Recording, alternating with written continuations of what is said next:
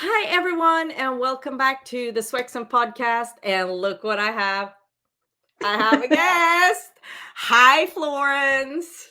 Hi, how you doing? I'm good. So, for those of you who actually listened to the last week's podcast, I told you that I was going to have a guest that I am so super excited about. Where in the world are you, Florence, right now?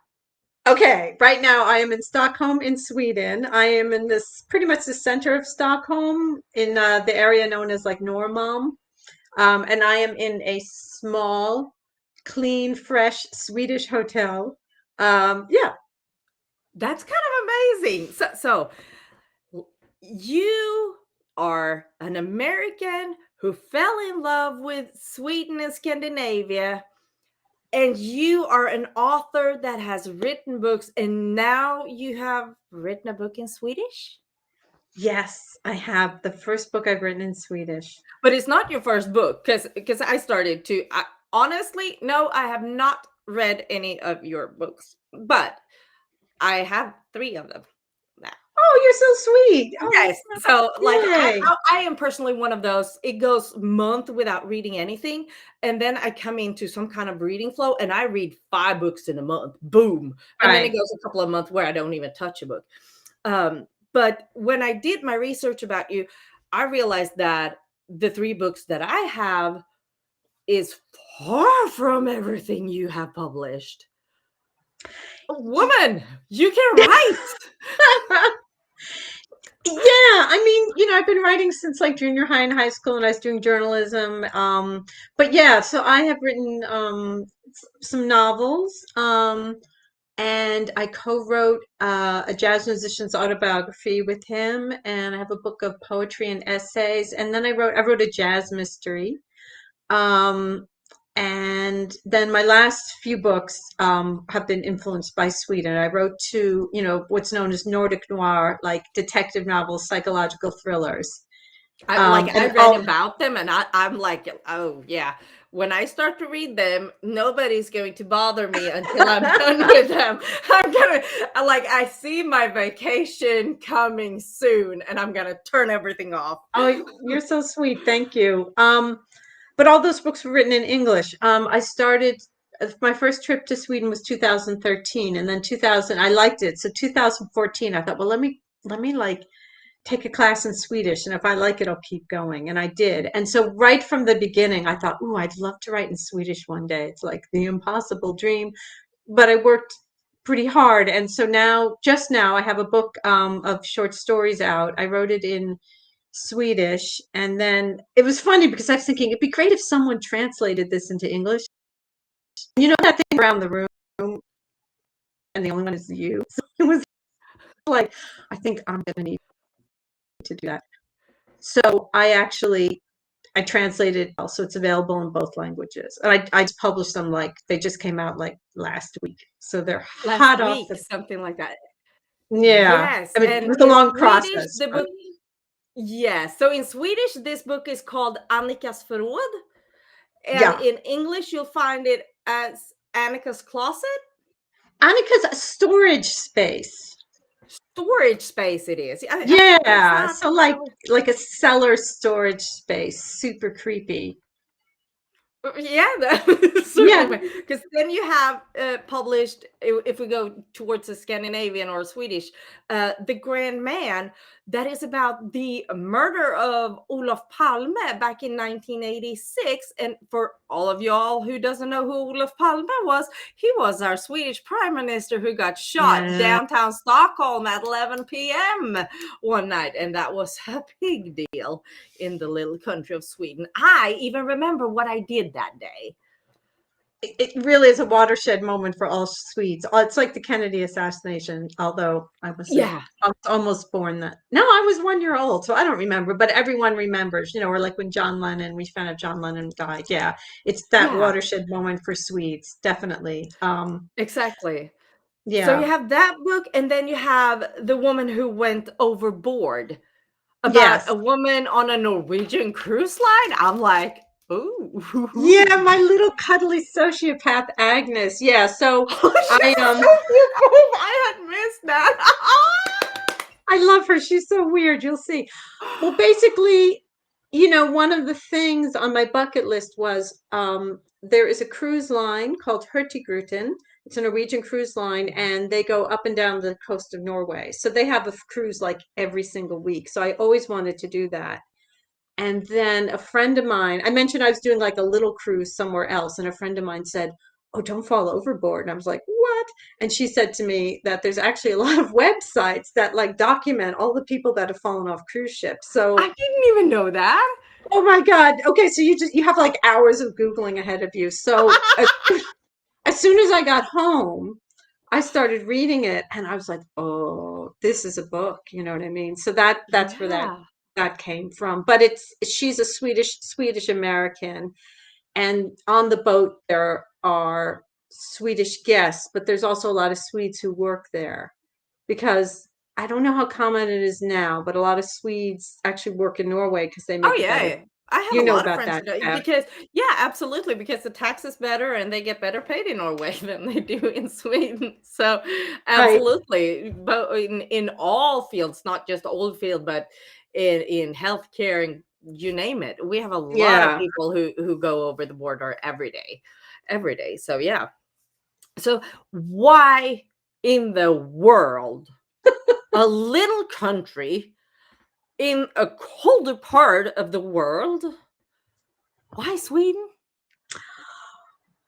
So it's because of Stieg Larsson. He's my man. Oh. So, for those of you who don't know who Stieg Larsson is, he is also an author that has written a bunch of awesome books. Mhm. Exactly. So the girl with the dragon tattoo. And Oh, it's yeah. funny because those books, they came out in Swedish. It took a while for them to be translated into English. And I remember I read the first two and I liked them. And I was like, okay.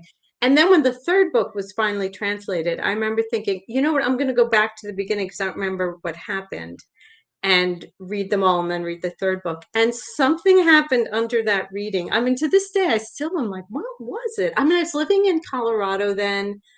I had a good life, but I never was able to really put down roots there. I think I was kind of looking for something. I was maybe even a little bored and unhappy. I was working a lot. I was freelancing, doing proofreading. And it just like the evenings, I just started reading about, so that was like the tip of the iceberg. Then I started reading so many Scandinavian mysteries. And I also started watching a lot of films, a lot of detective novels. So that was like when the golden age of, Danish TV with like the bridge Okay. and the killing, I'm on also season 3 Borgen. on the bridge now. Yeah, oh my God, so good. All the Wallander films. So I really I had this like alternative world going in the evenings. It was fascinating. I like traveled to Scandinavia. And I was working on a book then about Denver called Holy Denver. And when that book was wrapping up, I started thinking, well, what am I going to write next? And the idea popped up, this crazy idea. It was like, I want to write a Swedish mystery. And then this other part of me was like, you are crazy. Like, A, you're not Swedish. But what a B, you've never been to challenge. Sweden. But I could not drop the idea. So I was like, okay. So I knew I wanted to write about Stieg Larsson. So Larsson wrote the trilogy, and when he died, he was in the middle. He died. I don't know how many the listeners know about this, but basically, Stieg Larsson died of a heart attack at age 50. Yeah, he Um, died early. It was sad. but yeah, it's really tragic. He had originally wanted to write 10 books in this series, but he wrote the first three. They were already accepted by the publisher. He was in the middle of book four. And then that manuscript like disappeared. That's a whole story. They still have never found it. So I was like, okay, I want to write about that. That's a big Swedish mystery. And then I started thinking, yeah, but it's not quite enough. And then that's when I was like, didn't the prime minister of Sweden get shot a long time ago? Was that ever solved? And so when I Googled and I saw that it was not solved, and to this day, how many years is it now? 30 something years. 86. It was happened in 30. 86. Oh, So, it's almost the anniversary. Yeah, yeah. 30 years. It's still not solved. So I was like, ooh, I got my two Swedish mysteries. And yeah, so that's why. But then, so I went to Sweden January 2013 to do research for these books. And then something else happened. And it was very strange because I don't know, it's nothing you can make up. I mean, it just happened. As soon as I stepped into Sweden and Stockholm, I just felt at home. Yeah. I don't know. I can see that. I can see that because I think I had a little bit of similar situation when I stepped off the plane in Singapore, where I lived for 6 months. And I have not been able to be back to Singapore. And everybody asked me if you can go anywhere. I was like, yep, Singapore, here I come. That's where I'm going. So I see where you're going with that feeling. So now you have a book about Olof Palme. How about the Anna Lindh murder? Our Oh, that was foreign so minister. I sad. can't remember I what years know. it was. It was in the 90s. So like, is this something normal for Sweden to have their ministers killed on I don't the know. street? That's such a sad story. But because that got solved, although that's a It really did. good idea. That is actually a good idea to write about that. My grandmother was a witness. She was at No. NK. Yep, she was at NK and heard the commotion. She didn't see the commotion, but she heard the commotion and she was actually pushed by the murder. Yeah, it was a Wow. big deal. It was, Yeah. also a day I remember very, very clearly in my life. Yeah, And that was I really was far away sad. from Stockholm, but yeah, whew, no, Yeah. thank you. But And for that's the the plot for your next book now. yeah, You're so welcome. yay, thank you. Yay. So you come to Sweden, you have these expectations about Sweden, how Swedes are, but that you have prominently gotten into your head and into your body from movies and series and some books. Have Sweden lived up to those expectations that you probably had? That is a very good question. So one of the things that people say, like one of the stereotypes about Swedes are that Swedes are, they're very cold. And I have to say, I have not found that. I think that Swedes are shy. And Swedes have a different, this is so different from America. Because, like America, we're just like, hi, you know what I mean? We're just like, I mean, you're in Texas. That's just like, but with Swedes, like, okay, way before Corona, there's this very famous picture of like Swedes waiting in a bus stop. And there's like, you've seen that. It's Oh classic. yeah. I mean, there's literally like 4 feet between people. So as Americans, we would say that and be like, you people are weird. Why aren't you talking to each other? But people have explained to me for Swedes, it's actually like respect. It's like, I'm giving you your space. That's like the kindest thing I can do is not to talk to you and Mhm. to give you your space. But Um, then also Swedes are a little bit like, if you stand, because I had that when I was out speaking a lot about, just when I moved here, speaking about how it is to be a Swede in US and the differences and all that. And I started with, I had a couple of cutouts of people and I just made that bus line a kind of a scene. And I'm just standing there with these next to me and I'm doing, that's what we do. We just like glance at each other and we study each other. It's like, yeah, those pants and shirt does not match. But we don't tell them, but we have so much opinion. We make up all these opinions about people that we don't know in those lines. But yeah, it's a respect. You keep my space. And that's, yeah, yeah, I that's so the thing Swedish. that's it. And I grew up in New Jersey. So hey, Jersey, you know what I mean? Like we're just very and so people talk a lot, they talk loud, they're in your face, they're like, what are you doing? And so Stockholm, I mean, everyone's so quiet and polite. I mean, it's so interesting. So for me, it's actually very peaceful here. I'm just like, Well, wow. I see that. You So know, I worked the World Police and Fire Games in '99 that was going on in Stockholm. The most fun games ever. It was a week of where I basically lived at Kulturhuset, cultural house ooh, downtown Stockholm, like literally lived there. And this American guy comes to me. There's two fun parts of this story. First of all, he asked me, "Where is the restroom?" oh, And at this point, I've been working almost this week and I am tired. So in my mind, I'm like, why is he asking for a bedroom? But in the same second, it dawns on me, he's asking for the bathroom. So I save myself, but I must have put off a face as like something like that. And then, oh, right behind you, sir. So he comes out of the bathroom And he's like, "You're tired, huh?" "Yes, I'm sorry, sir. Yes, I am." And he's like, "Yeah, because you thought I was talking about a bedroom." I was like, "Yes, sir. I am so sorry, sir." "Well, I have a question for you." "Uh-huh, what?" "You're not Swedish, are you?" "Why do you say that?" "Because you're way too open and you're way too talkative and honest to be Swedish," was the answer I got. Wow. And I'm like, "Well, you're actually kind of sort of right." And at that point, I had just come back, literally from living at a boarding school, an American boarding school for a year, and he could just that you are not prominently Swedish, even though I consider myself being Swedish, just because I was didn't have any problem talking to anybody. I didn't have any that's physical space that Swedes wants. I didn't care about it specifically. So yeah, that is a Swedish thing.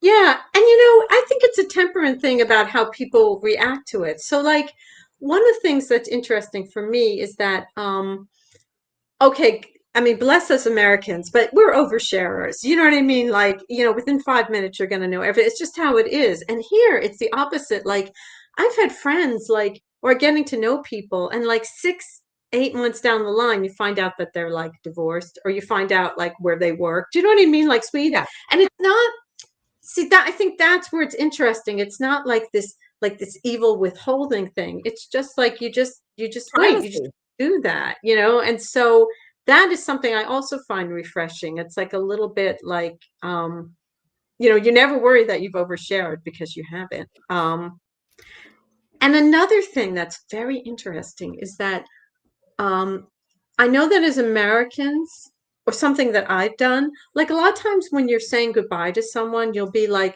yeah, so we'll have coffee next week. Oh, yeah, we'll do that dinner. And you don't really mean it. Like you kind of No. do, but it's like you don't always, like you kind of, you know what Yeah. I mean? It's like a way to say goodbye without. Saying So, goodbye. exactly. And I remember I had this friend from New Zealand, and he said to me one time, like, oh, did you have dinner with that person? I was like, oh, I just said that. He was appalled. He was like, my friend Jeff. Hi, Jeff. He was just like, how can you say that and not mean it? I was like, I don't know. We just do that. So this friend of mine, I made a new friend here, and they said, oh, well, we're having MidSummer, and you can come, and we would love you to come. And I was like, okay. And I'm thinking like, she just said that. So I actually asked a friend here. I'm like, do you think she meant that? A Mhm. Swedish friend, and she was like, of course she meant it. Why would she ask you if she didn't mean it? And I was like, oh, Oh. that's different. And I So think, that's something. yeah, and I think the thing as well, when it comes with saying something that you don't mean, Americans here are um also when it comes to congratulating and pat on the back and encouraging people, uh Americans say, well done, good job. While they don't really most of the time mean it maybe, while a Swede would never say something like, "Hey, good job," unless they really truly meant that you did a damn good job at whatever you were doing. Right. So, and I learned that the hard way, when I moved here because it was really like, "Yeah, interesting, good job on that one." I did a good job, I thought, because I took it as something, and they were almost like ironic saying, "You did a good job." Because literally, if a Swede says, "You did a good job," it's the same thing. If you did a Right. bad job, you will know it because a Swede doesn't give a compliment for free. That is a good way of putting it. Yes, that's true. And these are just cultural differences. And we start talking Yeah, about another country, there'd be another thing. And for some people it works really well, some people it doesn't. So it's just very interesting to observe. yeah. Um, and then of course we need to talk about the famous word lagom. Lagom. A So word how it is how would you as an American explain lagom? okay. So I've heard it explained as not too much and not too little. And another Mhm. way is like just your share and not more and not little. You know what I mean? Just like your part of the whole thing. So if there's like a cake, it's lagom to take like a piece. It's not like let me take a big quarter of this cake. Ooh. So I feel like I mean, I feel like I know Lagom when I see it. It's really like a balance thing. That's what I think. It's like being in balance. You know what I mean? Yeah. And I mean, there's definitely. I mean, it's very interesting with Swedes and their food habits. I mean, it's not like all Swedes have these perfect diets or something like that, but they're very much like Just go they have. in to a cafe in Sweden. I mean, so you go into a cafe in Sweden, and then they have these like little sandwiches. Just these little sandwiches. And something that was translated in Stieg Larsson's book is open face sandwiches. I was like, what is that? But yeah, it'll be like a piece of bread and like one piece of cheese and like a slice of cucumber Yep. and like maybe like a little bit of butter. Yeah. And that's like, That's it. that's Lagom. You know But what I mean? It's yeah, enough to make you full, but not to make you like stuffed. stuff. Yeah. Um, yeah. Because So that's how I think. lagom, somebody said lagom, I think it was my mom actually. She said it's average perfection. Oh, that's so good. Oh, I like that. Yeah. I think it was my mom who said that once upon a time. She was going to explain it to somebody. She's like, well, the easiest way is average perfection. That's so I was good. like, Yeah. that's actually So, I good. mean, we've been talking about food, so that's one way to think of it. But then it's also things that are maybe not so easy to like Cold calculate, or like warm. yeah, cold and warm, or like Lukewarm. lukewarm. Yeah, or like I took a walk. I mean, it was lagom. It's like, It you was didn't okay. like overdo it, and you didn't just walk a block. It's like in balance, and Yeah. it's lagom for the person too. One person's lagom is not someone else's. So, um, yeah, I know lagom when I see it and when I feel it in myself. So it's a great word, and I don't think there's any way to translate it. It's very Swedish, It's It like fika. is. You can't translate it quite. We So, were we were in and talking about food, and another Swedish thing is fika. fika, I love fika. Love Fika culture. fika. I mean, that was one of the things when I first came here. I was like, oh my God, I love fika. I love fika culture. So So, something that yeah, I disagree, and maybe you can agree with me here with disagreeing. Why does the donut shops here in US close at noon? Because I want my fika, which could be a donut, at 3 o'clock. I know, I know. What someone explained to me that, the Swedish like daycare system, like the kids get a little snack, melonmål, like in between, Melon. like a snack in between Uh-huh. meal at like 11 o'clock and like 3 o'clock. 3 o'clock. And then like when you work, I haven't actually had a job like in the Swedish office, but I know from talking to people, they have fika at the same time. Yes. So it's like, but again, this is lagom. You don't let yourself get too hungry. So It's just something small. yeah, And just something like small. get rid of the snack urge until dinner. Because Swedes only eat candy on Saturdays. Lördagsgodis. I know. You don't eat. So like the donut shops in Sweden only need to be open on Saturdays. Right, right. It's just, yeah. Between I 6 mean, a and 6 p. It would be awesome. Nobody needs to go because we only eat candies. Have you been in a Swedish candy store? Of course you have. I have, and in supermarkets. Okay, so now I have to confess. I remember in my first Swedish class, on the last day, our teacher, Christina, who I loved, she brought us Swedish sweets, goodies. And I don't like them, and they're too sweet for me. And another thing I have trouble with, and believe me, I've tried many times because Swedes, there's something for Christmas, a drink. It's called julmust. Is that how you Julmust. say it? Julmust. Julmust. I mean, Well, Swedes like so wax like poetic about it. They'll be like, "It's Christmas and it's Yulmust." And I remember the first time I got it, I was like, "Okay," and I sipped it. I was like, "Ooh, it like I didn't grow up with it. I like sweet things. It's like too sweet for me." but And they're it's the looking at same me like thing. so eager, like, "Yeah, it's your first time trying it." And I'm like, "Oh, thank you. I've tried it so many times. There's something. It's just weird. It doesn't work for me." But princess cake.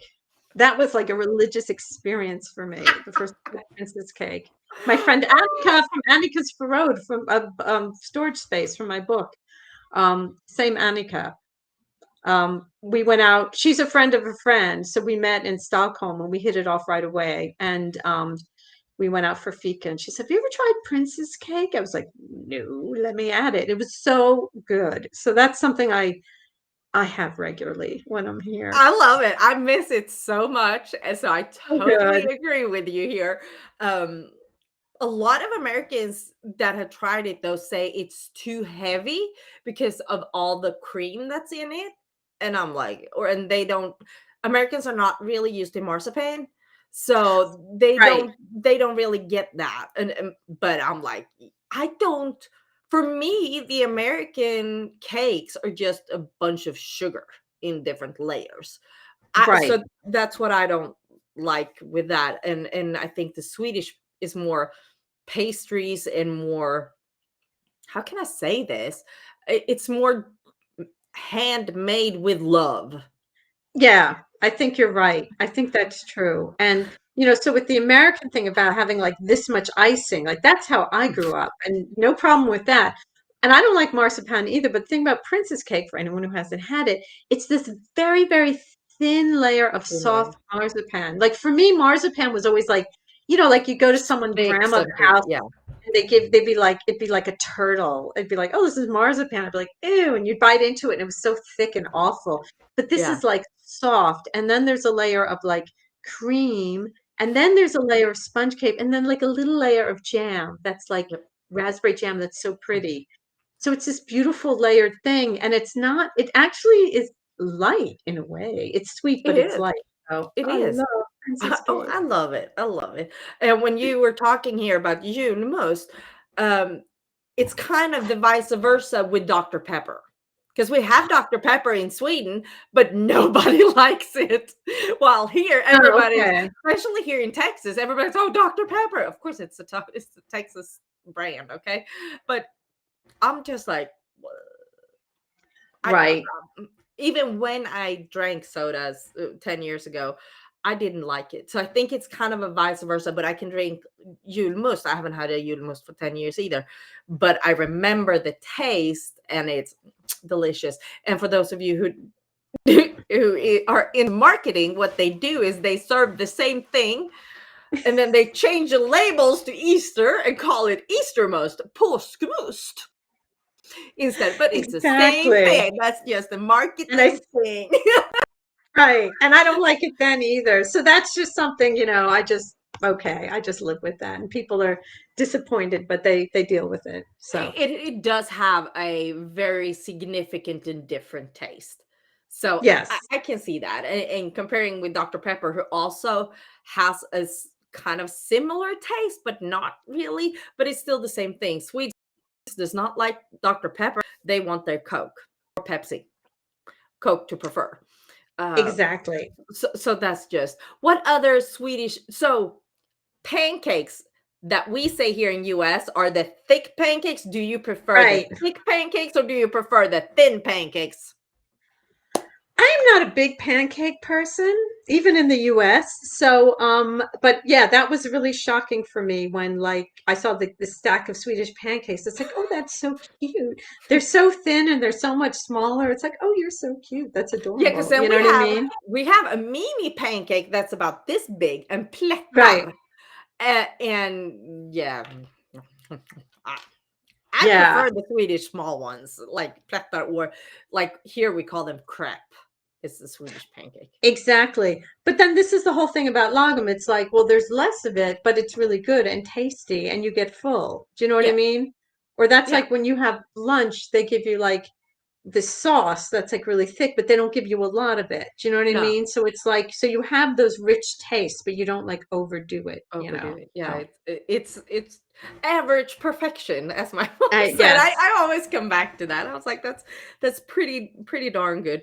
So, what about the Swedish celebrations? We have midsummer that US does not have. What was your thought about that weird tradition and the fact that we're dancing around a cross with two rings and looking, I don't know what, la la la la la. Little What frog. was what went through your head? Was somebody trying to explain midsummer for the first time? Well, okay, so this was my experience of midsummer. So I did two like thorough like midsummer parties. So there's like the daytime, like cute activities with, dancing around the maypole, midsummer pole, and the game where you have like an egg, stafette och egg, you have an egg on a Mhm. spoon, We have a things like lot of that. And it's really games that we cute. do this day. But then I was just like, these Swedes are freaking wild. So that's part of it. That's like the cute part of midsummer. And then like I'm at my friend's house. Nobody went to bed. So it's the lightest night of the year, as everyone knows. So that's it's light. And I was just like, these Swedes are wild. They were I went to bed at like 1 and I was a party pooper. All night they were going. I was like, these this is not Lagom. See, that's the thing. When Swedes bust out, they bust out like for real. And I was exhausted for like 3 days after. Like I didn't have any adrenaline left. I was like, I cannot keep up with these people. And then the next morning, they're all like, and now we're gonna have breakfast. And I'm like, I'm still full from the mountains of food we had last night. I mean, it was unbelievable. And I don't even drink. I'm And it sorry, was I'm just like, they're like, laughing. we're gonna dance some more. I'm like, it's 4 in the morning. So I was, I mean, really, I had nothing left. So the next year when I went, I was just like, okay, now I'm ready. But it's still like, I don't know. And, since then, I'm not this. I really had a great time and it really was interesting. But, I'm not in Sweden all the time and I tend to not be here for midsummer. Last year was more, I finally was here again for midsummer. And so I went, my friend Johannes, we went to his mom's house and we had like a long lunch. So that was okay. So there's that version of midsummer. It's more like with the There parents. is one less party version too. But if you're going to midsummer party, I mean, watch out. You know what I mean? Like, but it was great. It was great to experience it. So funny. Yeah, because a lot of my Swedish or American friends, they want me to explain the midsummer. I've given up by now. I just give them a YouTube video and try. It's like, get this, because they want me to demonstrate all the dances we do, and I'm like, I can't explain. Why don't you just go over to Sweden and try it? Like it's awesome. It's fun. And the other Absolutely. interesting thing about midsummer is like, I mean, it's like this in the US on like Christmas or whatever, but like the day before, the day before, the day before, I mean, Stockholm just like dies. There's just nobody here. And also I was in Göteborg and Gothenburg too. And I was just like the holiday hasn't even started yet. Everything's already closed. And like you didn't see anyone on the streets. All the Swedes were just like, phew, they all just disappeared. Yeah. So, They go out in the country and in the archipelago and just hides. And then you and go hide down. and Yeah. party. Yeah, and party. Exactly. And like I grew up in the summers on an island called Marstrand, which is north of Gothenburg. Okay. So that's where we Yes. had Okay. summer house. Yeah. I've spent my entire like 18 years summers there. Uh and it was the same tradition year after year, and the older I got, the more alcohol I saw, because I don't drink at all. I'm allergic to it. But yeah, people are really good. That's the party day of Sweden. Like y'all think you party on 4th of July. I'm sorry, you don't party as we do on Midsummer. Yeah. I laugh. Yeah, no. So, Yeah, it's a tradition that I don't think many countries has. So, what about Swedish habits that you've learned and encountered? Because we are weird. Okay, I don't think we need to specify that more. What kind of habits the Swedes have that you've found being very awkward or well, just different? I feel like I keep talking about food, but for instance, when I first got here, I was at someone's house, I was doing research for the book, and they had coffee. And it was not like any coffee I'd ever seen. It was like this dark black. I was like, and I was like, can I have milk and sugar? And they were like, okay, milk. And then they're like, sugar, sugar. They like went into the back of their cabinet and pulled out this like crusty, like little thing with sugar. I was like, um, so I was just like, how could anyone drink this coffee black? But flash forward 9 years, and I drink my coffee black now. Like it tastes weird to drink coffee with milk, so Milk that's and sugar, yeah. something. Another thing that happened without me even knowing it was like suddenly like I started dressing in like neutral colors and stuff like that. I was like, what? I mean, I don't know. So that's like a Swedish thing too. I mean, there's Swedes that dress with a lot of color, but not a lot. Not a lot. Like it's a thing, especially like in Stockholm. Like people, and it's very people look great. I mean, they're wearing like these very like neutral navy and black and like cream and gray. And so without even knowing it, I was at a wedding and all of a sudden I was like, oh my God, what happened to like my color sense? But then you have like maybe a splash of color. So that's something. Um, so I mean, there's the silence on the subways. I mean, there are people that talk on their phone and on the bus. That's another thing that is strange at first. You're like, why is nobody talking to each other? No, So, but unless you know there's them, you some, don't talk to them. And good Lord, do not yeah, go to Sweden and talk to somebody in an elevator. Like, no, yeah, don't do that. Don't Yeah. do that because you won't be beaten up or anything like that, but you may not even get an answer. And they will just think you're the weirdest person on this earth. You're probably an alien that might come and kidnap you. Yes, exactly. So, I think Do you at take this off point I've your spent. shoes? Like I that's do, yes. a Okay, habit so that take we off do. my shoes. That is not too weird for me because a million years ago I was part of a Zen monastery. Long story, but you know, so I got into the habit of taking off my shoes because that's a Japanese thing. But yeah, so that's Cool. the thing here. Mhm. Oh, okay, shoehorns. Okay. Oh, I have So, not seen one of those for years. oh my God, I don't. Where is mine?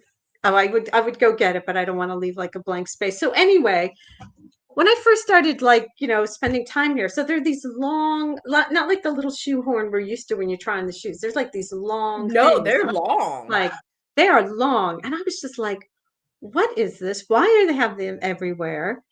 You But don't understand. then I started actually using one. They're incredibly convenient, especially when you're putting on your boots. And I have to say, like, when I leave Sweden, one of the things I miss, I'm like, where are the shoehorns? You know what I mean? There's so, you know what? If you don't mind, 1 second, I'll get one because people Yeah, are going to be like, what are you talking about? yeah, because this is really something that I have not Okay. seen here in US at all, especially not the long ones. Okay, people, look, I can't even fit it That's all the in this Western. thing here. Look at this. This is a shoe. Okay, look. All right. This is the top. This is the bottom. Yeah. So like you don't even have to bend over when you're putting on your boots. Like you stick this in the back of your boot and then you slide your foot in here. Mhm.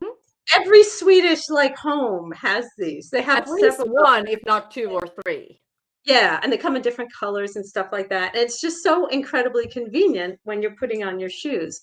So this is something that has become part of my life and I love dearly and I miss dearly when I'm not here. Well, that's interesting because you're actually the first person bringing that up. And honestly, I haven't even thought about it for I don't know how many years. And thinking about it, I should actually have one just taking off my boots in the morning, my Yeah, work boots. That would go help. for it. IKEA must have them. We'll start a trend in the US, but look, Absolutely. it's a thing. It's a definite Yeah. thing. So, um, yeah, I think when I'm here at this point, I've come here so many times, I just slip into all that and I almost don't even think about it. But it's good that you ask because it's like, yeah, what are the things? I notice, like I said, when I go to other countries and I'll be like, Yeah. oh, I miss that. Like, for instance, like it is so hard to get filter coffee in England. They don't make that. They make tea or they make like, you know, espresso drinks. Whereas here, like, you know, like a pot of coffee, brew coffee, filter coffee, I mean, everyone has it. It's like, That's a part so, of the cultural. But Sweden is yeah, also one of the most coffee drinking countries in the world. yeah, which Probably because we fikar every day. exactly. Daddy And mom coffee. right. And you know, it's dark and cold. And I mean, the light is starting to slowly come back here, but I got here January 5th. And I mean, when was the sun coming up? And this is Stockholm, not even like northern Sweden. I think the sun was coming up at like 9 Maybe. in the morning and Was it going like down at like 3:15. I mean, yeah. it's like dark. And if it's like cloudy out, so you really sort of you're not going to be awake because of the light. You're going to be awake because of coffee. That's the thing that's gonna like, Smell of that's the thing coffee. that's telling you it's the day has started because you start drinking coffee. Yeah. So, But I yeah. read here the other day, I don't know if it's actually true. Maybe you can, because you're there, deny or confirm this to me, that Sweden is about to lose all Starbucks they have because of that they do not get the Swedish cultural of drinking coffee. Have you seen a Starbucks? You know, I haven't heard that, but you know what? I think that that could be true. When I first started coming here, there were no Starbucks at all. And then Yeah. there was like one in the central station. So you could see like Starbucks was trying. So there was like one in the central station, and there was one in like a fancy Gallerian or something like that. The problem is very important. Swedes, you get a refill with your coffee. You always do. You don't even have to ask. Like you order a cup Yeah. of brew coffee, and then when you're done, you go back up to the counter and you're like, can I have, there's a word for it, poto. Um, and Starbucks, you don't get a refill at Starbucks. You got to buy another coffee. Yeah. So I think that probably Starbucks was doing, I think it's probably doing very well with tourists. That's why it was okay to have Starbucks in Stockholm. And then I think for Swedes, especially younger Swedes, it was like a novelty. It was like kind of a cool thing to go to Starbucks. Yeah. But I can imagine that that's worn off and they're basically like, where's my refill? What kind of coffee place is this? Could be. I Absolutely. really think that might be it, Now if I you're had to going guess. to look after the Starbucks when you go out. You're like, oh no, I don't see it. I don't know if that was an article I read a couple of weeks ago that just the Starbucks is going to leave Sweden simply because they have not been able to embrace the Swedish coffee culture. Yeah, I don't think they got it. And you know, another thing, I mean, Swedes like their coffee extremely strong, and Starbucks coffee is not particularly strong, not how Swedes like it. So I think that might be part of it too. I think the novelty is over. And they already have a chain. Actually, it's Espresso House. I think Especially, they're yeah, Norwegian. I think that's a Norwegian thing, but that's like, there's almost no need for Starbucks. There's Espresso House. It's like the chain coffee, the coffee yeah, chain that's everywhere. So why do you need another one? So that actually makes sense to me, that they're just like, absolutely. hi, we don't need I you. just thought it was very, very interesting that just like Starbucks you see worldwide, but not in Sweden. Right. That's not Yeah, where you some get things it. just don't work culturally. Well, like an opposite example of that would be in the little suburb that I lived in, New Jersey, where I grew up and I was living with my mom. Someone opened a Swedish restaurant. Okay, so this is New Jersey. You know, what? New Jersey. There's a lot of Italian people. And people were like, what is wrong with these meatballs? They are so small. Because, you know, Italian meatballs, They're big. I mean, this is New Jersey. There is like the Italian food in New Jersey is incredible. And the meatballs are like as big as like the moon. You know what I mean? Like, it's like Tony Soprano. So this poor woman, she was such a good cook, but people were, I mean, I read online, people were like, what's with the meatballs? They're tiny. It's like, no, they're Swedish. So that's like, Yeah, that's a it big just, they just, difference. it, the expectations. I think that's what it is. We, without even knowing it, we have certain expectations about food and Absolutely. different things. Yeah. And the fact that Swedes does not use very much spices in their food. Right. It's kind of like a blend salt and pepper. Pretty much. Yeah. Yeah. Then we have the Right. tacos and stuff like that where we embrace the Mexican spices, and we have the chicken and curry where we do the Indian spices. So absolutely we do have spices, but in general Swedish cooking, we basically just use salt and pepper because we Yeah. can't grow our own spices as we Right. can down in Mediterranean and warmer countries because we cold. So that's what when I cook my Swedish food here and somebody eats it, they're like, this is bland. And I'm like, yeah, I know Yeah. you think that, but that's and I cannot like living in Texas. Here, people, they use their spices, and I'm like, I can't. I still after No, 15 years, I have not adapted to having that amount of spices. Not happening. I think Even that's another reason why I'm so happy here. Like I really like the food because I can tolerate it. I don't like spicy. I can't tolerate spicy food that well. So I just feel like I just like I fit in here. Like my yeah, physical needs fit in with the way Swedes live. It just, I don't know. Yeah. Yeah. So if I was a tourist, what would you tell me to not do when I come to Oh, Sweden um, or not see? Like, stay away from that because you'll get in trouble. yeah. I mean, you probably don't want to go to like Sergel's Tory at like 2 in the morning where like the drug dealers are. Or maybe you do, I don't know. But Depends what you're I'm into. trying to think. Yeah. I mean, actually maybe that's a tip. But yeah, oh, that's a good question. I mean, People okay, always ask honestly, what you should do and what you should, like, right. visit and see, and I'm like, "What would you stay away from?" That is such okay. Okay, Or so I not love say? Gamla stan. So Gamla stan is right like in the center of Stockholm. So Stockholm, for anyone who hasn't been here, it's a very cool city because it's like a lot of different islands. Some of them are It really is. big, some of them are little. So right in the middle of Stockholm is this island called Gamla stan, the old town. And it's like unbelievable because there's like all these medieval buildings and there's like these So little narrow beautiful. streets with cobblestones. And it's just like, ooh. But let me tell you, okay, do not go to Galveston in the summer. Like it is crazy. Like you literally, because the streets are so small and all the tourist groups are there. Like people, like they're literally elbowing. Like the poor people that live there. I had this woman once. She just like elbowed me out of the way. I was like, ah. It's so there's so many people in such a small area that's actually uncomfortable. So I actually I mean, come to Sweden anytime, but if you're going to go to Gamla stan in the summer, go very, very, very early in the morning. Yeah. Don't go in the middle of the day because you'll really be miserable. So don't do that. Another thing is if you're looking to save money, don't go out for dinner. The Swedes have something known as the daily lunch. That's like my thing. It's like this great deal where you get like salad and you get a really good like meal with like a piece of fish. You get coffee afterwards, you get like a little sweet, and it's like a reasonable price. But if you have the exact same thing at night, it can be like 2 or 3 times more. Oh, So yeah, well, when yeah, I was over in Sweden 5 years ago, I think 6 maybe, when my grandmother died, and even I was shocked over how much things cost now compared to when I moved. I'm like, "Holy moly, y'all paying $100 for a pizza?"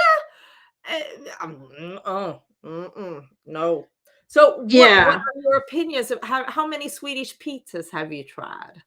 I am actually not a big pizza person. I know that's a big thing here, and also something called kebab pizza. So I don't eat meat. No. I know kebab pizza, that's like such a Swedish thing. People just like, I was just watching this some TV series and someone just got out of jail and they're like, what do you want to eat? And they're like, I want a Pizza. kebab, you know what I mean? So the kebab pizza. So that And it's not I even a have Swedish thing. Kebab is a Turkish thing that has come into Sweden. exactly So have that in mind. right. And but it's like something that people eat. So I actually that is not so much my thing. I'm more like a Doggen's lunch kind of person. Yeah. Yeah, but we have what we call in Sweden. I have no clue how to translate it. Husmanskost, Right, exactly. What would you it would be like the homemade people's food. comfort Yeah, like food, homemade comfort food, maybe. comfort food. Yeah, exactly. That's a thing. That's so there's And that certain can be restaurants. anything from fish to meat to just veggies, but it got to be homemade.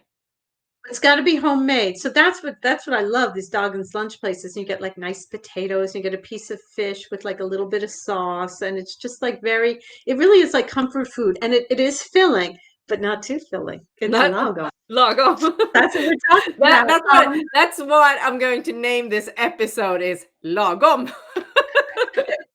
Um, yeah, so those are the things I would recommend not doing. But honestly, like What Stockholm would you is say so we cool. turn it around? What should they do? I think like wake up early in the morning, have a big old cup of extremely strong coffee, and just like walk around. Stockholm, it's so cool walking around. And um, There are a lot of beautiful old buildings here. There are a lot of modern ones too, but there's some beautiful, beautiful buildings. And there's also like a lot of really, really cool museums Oh that yeah. you can go to. And there's And just you like can cool subway. In neighborhoods. Stockholm, you can take the subway between And you can everything. take the subway. And I just honestly, I would say like not to over plan because it's so nice just to walk around and then suddenly you find like a cafe you like and just have some fika, you know what I mean? And I think that's fun. It's fun going to the movies here too. You actually get to pick your own seat. That was so shocking for me. They're like, "Where do you want to sit?" I was like, "I'll sit wherever there's a space." They're like, "No, you can actually like you can sit like in the fourth row, like at a theater, how you get a Yeah. seat." And I was like, "Ooh, look at that. That's so Yeah, classy." that's right. I haven't thought about that, Um, but yeah, that's right. yeah, and You so get there's to plenty of pick. American English speaking movies here. They have subtitles. So that's a fun thing to do too. You see how Swedes are in the movies. They're very polite and they're very quiet and it's really nice. So yeah, I think that they're just Stockholm is just so much fun and it's just so beautiful. And there's a lot of parks. So take some time to just like sit in parks with your coffee and it's also like a lot of cool statues. Like I'm always finding something new in Stockholm. I just love it here. I love walking around. And the pace of life is nice. Like I know for Swedes, Stockholm is the big city. And they'll be like, Stockholm, everyone's so crazy and they rush around. It's like, okay, I grew up 45 minutes from New York. You want to see people rush around. Stockholm is Exactly. like, it's so, for me, Nice. in my opinion, it just feels like a very calm, nice city to Yeah. enjoy. Absolutely, and what you say here, and I feel a little bit touristy when I come back to Stockholm, and that happens very, very very seldom. Uh, but when you say there's always something new to see, absolutely agree with that. Even though I am grown up in that town and lived there most of my life, there are areas and statues and arts everywhere that Yeah. who even lives there for years and years. You walk by them every day, you don't even think about them, when came home last time, I'm like, has that always been there? Oh yeah, for 200 years. Yeah. Right. So open your eyes. And a lot of people say, well, Sweden is such a clean country, and I agree. Yes, it is. It's very clean. That's also very refreshing too. So, have you ever thought about, now you live at a hotel when you're in Stockholm, not maybe not um, know about this, uh, but recycling. Swedes are expert Mm. in recycling. Oh my God. Like in New Jersey, when I lived with my mom in her house, like, you have to pay for someone to come and get your recycling. So in Stockholm, but I guess all You over get Sweden, paid to get it. there are these like stations. I mean, I can walk 5 minutes in one direction and five in another, and there's like these big green things with all the like, the labels like the colored glass, the clean glass, the clear glass, and the cardboard and the this.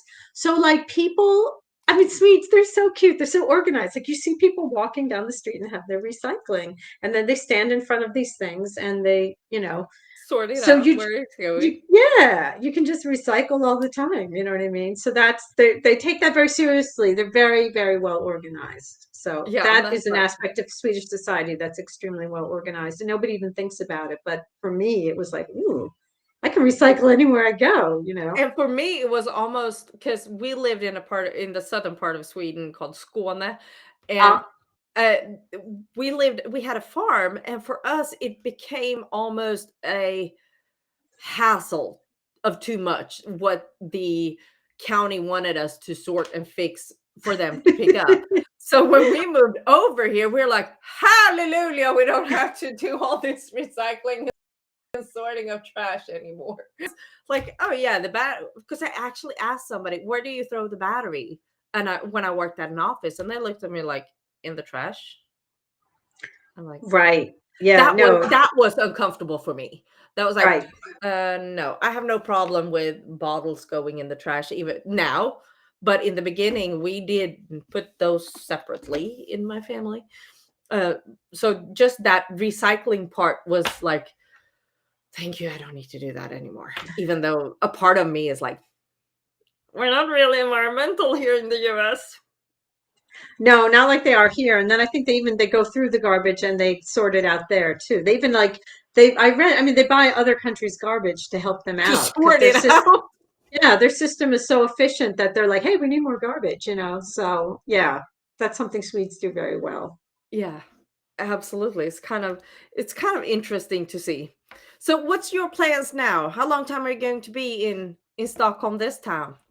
So like I said, as an American tourist, I can only stay here up until 90 days. So I've been here, how many weeks have I been here? 5, 6. You've Anyway, been I'm there leaving for on March 18th, and then I'll be back again in the fall. So that's my plan. So I'll be going to London and then back here to Stockholm.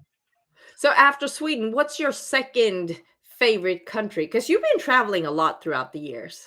I have, yeah, strangely enough, even during the COVID time. I really like London. And the thing is that when I couldn't go to Sweden because of the travel restrictions, when my heart was breaking every single day because of that, Mm. I decided to go to London because there's a lot of Swedes in London. There's like Yeah. 100,000 Swedes. And I wanted to keep my language up. So I thought, well, I'll find Swedes there. So I went to London. It was my mission to find like Swedes. And I did. I found so many. I started going to the Swedish church. I joined SWEA, the Swedish Women's Education Association. Mm-hmm. I checked out every single Swedish cafe in the city. So like if I need to speak Swedish, I know where to go. There's a store called Totally Swedish, which I love. And they have Swedish stuff. You need your Marabou chocolate, or you need like knäckebröd or something like that. Hello. You need a dish towel with a dollar horse on it. You can get it at Totally Swedish. I love it. Yeah. So that is my second favorite place. And like I said, I found like a lot of Swedish community there too as well. And I have other friends that aren't Swedish there, but and then one of my friends here from Sweden, she moved to London, and so it's kind of like little Sweden for me when I'm there. Mini Strangely enough. London is mini Yeah. Stockholm. Yeah, it's really weird. And I'll say to my Swedish friends, like, oh yeah, there's like this Swedish cafe here. My Swedish friends are like, when they go to London, they're not looking for Swedish things. You know, they're looking Exactly. for English things. But for me, it was the opposite. It was like, I'm going to track down every Swede here. So, you know. Well, you had a purpose of learning it and expand Right. that cultural love, because the Swedishness is probably a little bit different in London. It's a little bit different here in Dallas and wherever you Right. go, even though it can't be more Swedish than it is in Sweden, you know. So Exactly. yeah. Exactly. So. So awesome. Well, it's been a pleasure having you as my guest this week, Florence. Anything you want to say before we stop that I forgot to ask, or you want to add? I can't remove Um, anything, but I just, I would just where are encourage, your especially. books available? That's an Oh important yeah, I know, question. right? I should talk about my books. Okay, so basically, online. So if you're in America, you can go on Amazon and find my books, the new one. Oh, you know what I should do? I should show Actually, the I can book. tell you, if you have iTunes and iPhones, you can find all of our on the iBooks, because that's where I found it. Yeah, okay. So Looky, this is looky. Look at that evil Siamese cat. So this is my new book, Annikas Storage Space. And so you can find it on Amazon. If there's anyone listening in Sweden, it's also on Swedish, Adlibris and Academy Book Handle. So technically though, you should be able to go into a bookstore and order it if you should want it. So yeah, and the thing about these stories are they're horror stories, but they're set in Sweden. So it is like a way to like read about Swedish culture in English. So, which leads me to the second thing I want to say, which is, things are opening up now. And I just really encourage people to come to Sweden. I know that sometimes Sweden for is removing Americans, all COVID restrictions here in honey, end of they're gone February. tomorrow. I mean, They tomorrow's go like dancing tomorrow? in the Is streets. it Oh tomorrow my already? Oh God. yeah. It's going to So be I'm fun. actually thinking about, because I have to renew my passport in the fall. It's expiring. I have two Oh, options, and I can go to New York and get it done if I can get an appointment, or I can go back to Sweden and get it done. And it's just about, okay, do I have the money, and can I get it organized with my dogs and stuff? So I was like, I am so tempted to go back and get yeah. it done in Sweden. I'm And, really and tempted. the thing is, I know that, for Americans, a lot of times, like when you go to a foreign country and, they speak a different language, it can be a little, Swedes love speaking English. You will And never they're have good a at it. problem. And they're Yeah. good at it. Yes. So, And they love as a tourist, Americans. so I have to ask you, as a tourist, how about, because Sweden is a cashless country. How do you, as an American, deal with that? I've gotten used to it, but I have to tell you, I don't know, this is very American of me. I always have cash with me because, I do too. I just the you thought have makes me to. just like, what? Because I that has happened know. since I left. Yeah, so that really is like a thing. Like, you have your credit card and your debit card, and that's just what Make everybody sure it works uses. abroad if you go to Sweden, because you'll be screwed otherwise. Yeah. And there are places that they just don't take cash. But then like there's 7-Elevens here. There's something called Presbyterian that they take cash. There are different places that do take cash. So I always have some cash with me. I'm sorry, I just grew up that way. So But that kind of it's works for an out. American who comes over to Sweden and don't know this, that a lot of Right. places you can't, it's a slap in their face because then they realize that, oops, we can't do a lot of things. They have to call their American bank and blah, blah, blah. Right. So that's something Yes. that people that goes over to Sweden need to know, that make sure with your bank that you can do international transactions before you leave, because you will be in Exactly. trouble. You Right. need to have a Visa, an Amex, or something international card uh, Yes. system, because otherwise That's true. you will screwed. Period. You will, and it's good to have two in case you like leave it somewhere or something. You'll have something. So yeah, that's definitely something. But yeah, I really encourage people, come on over. It's a beautiful country. People speak English, and it's fun and it's clean. And yeah, maybe you'll get obsessed with it like me. So who knows? So Who knows? And then we have more books people write. yay! Well, I gave you the plot for your next book here. That's You going to be my did. Thank you. grandmother witnessing Anna Lynn's murder. I can't really That's a ask good my one. grandmother about more of it because she's been gone for a couple of years, but I do know a bunch about her story because she needed to talk about it when it happened. So yeah, I bet. I bet. yeah. So Yeah. now you have you go to NK because that's where it happened. It's a huge not a warehouse. What do you say? Galleria mall. A department store. It's super Department store. fancy. Yeah, It's like the super fancy. Harrods of it's Yeah. like the Saks Fifth Avenue of Exactly. Stockholm.